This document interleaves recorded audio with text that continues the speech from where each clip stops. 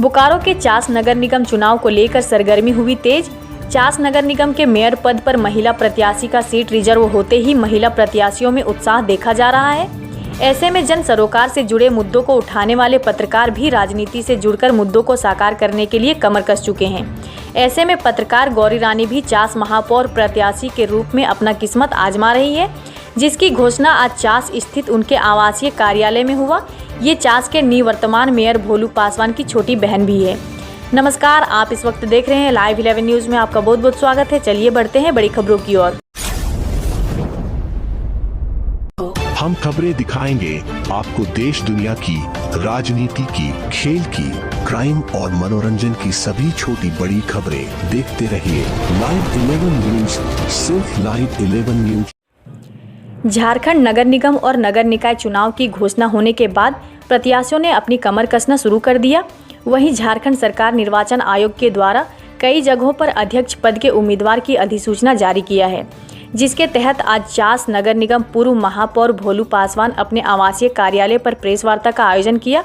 इस प्रेस वार्ता को संबोधित करते हुए पूर्व मेयर भोलू पासवान ने कहा कि जो 40 सालों में कोई नहीं किया, वो काम 5 साल में कर दिया हूँ। ऐसा कोई गली बचा है जहां विकास नहीं हुआ है। जो छूटे हुए कार्यों को पूरा करने के लिए अपनी छोटी बहन गौरी रानी को मैदान में खड़ा कर दिया। जो अधूरे कार्य बची है उसको मेरी छोटी बहन पूरा करेंगी। मैं चास के जनता से मजदूरी मांगता हूं। जैसे किसी वर्कर से काम करा के उसका मजदूरी उसी दिन या 15 दिन में देते हैं, वैसे मेरी मजदूरी 5 साल में हमें दें। महापौर प्रत्याशी गौरी रानी ने बताया कि मैं पत्रकार थी तो हर समस्याओं को अपने न्यूज़ में दिखाती थी, लेकिन अब हमको न्यूज़ नहीं बल्कि उन समस्याओं का समाधान भी करना है। अब लोगों का हमदर्द बन के लोगों को हर समस्या का निदान हमें करना है। और अब मेरे बड़े भाई भोलू पासवान जी के नेतृत्व में चास नगर निगम के महापौर प्रत्याशी के रूप में खड़ी हुई हूँ। जिस तरह से मेरे भाई भोलू पासवान पर चास के जनता ने विश्वास किया है, चास का सर्वांगीण विकास किया है, आज उनके भरोसे चास के विकास में मेरा अहम मुद्दा रहेगा। जिस तरह से मैं पत्रकार रहकर लोगों से जुड़ी रही, उसी तरह महापौर बनकर समाज की सेवा करना चाहती हूँ।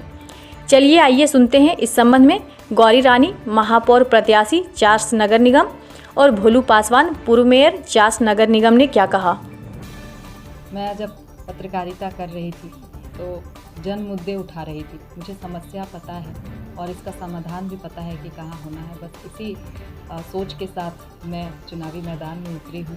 और निश्चित तौर पर अगर मुझे चास की जनता का प्यार समर्थन मिलता है, भैया के काम से वो खुश होंगे, क्योंकि प्रथम मेयर भोलू पासवान ने 5 सालों में चास को विकास की गति देने का काम किया। कई ऐसे रुके हुए कार्य थे जो कि नहीं हुए थे, वो पूरे हुए हैं। और इस बार अगर चास की जनता का समर्थन मिलता है तो बिल्कुल निश्चित तौर पर उनकी जो समस्या है उसका निवारण होगा।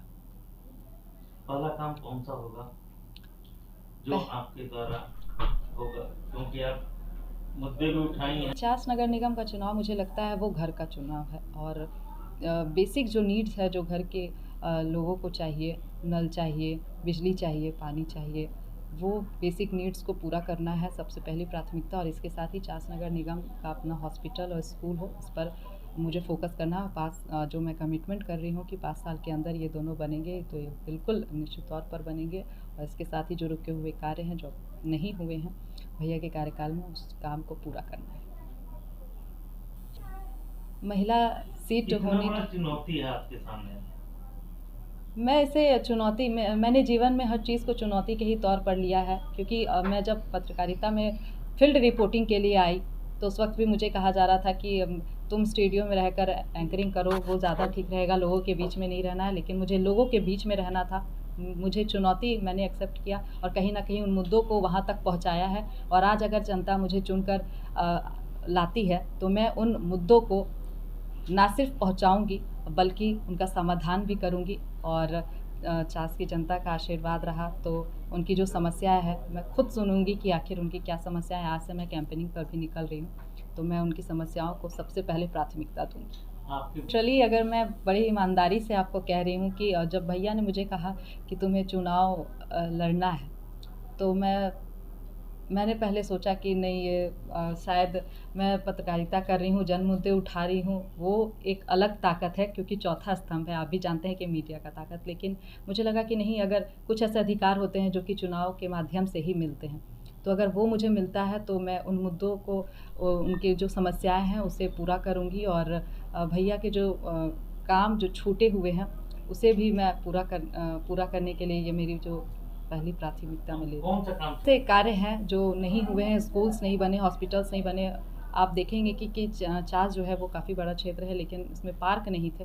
वो बहन से आप चाहेंगे कि वो पूरा करे?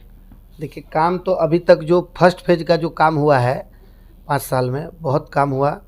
और जैसे हम लोग कुछ कुछ काम करना चाह रहे थे, लेकिन वो ज़मीन अलॉटमेंट के कारण रुका है। जैसे एक स्कूल बनाने का था प्रोजेक्ट, एक हॉस्पिटल बनाने का प्रोजेक्ट था, और आपका एक फ्लाईओवर बनाने का प्रोजेक्ट था। ये 3 बड़ा प्रोजेक्ट था जो कि मतलब शहर के लिए एक बहुत बड़ा, माने यहाँ के चास के जनता के लिए होने जा रहा है, हो जाएगा। और दूसरा चीज़ है कि एक पूरे फुटपाथ दुकानदार को व्यवस्थित करना, अस्त व्यस्त जो दुकान है जहाँ भी हैं, तो एक जैसे रांची में है आपका एक मार्केट है, उसी तरह का एक मार्केट यहाँ बनाने का। ये 4 बड़ा प्रोजेक्ट जो है ये बनाने का, माने लगभग प्रक्रिया, लगभग डीपीआर भी रेडी था, लेकिन तब तक कोरोना आ गया और उसके बाद तब तक कार्यकाल ख़त्म हो गया।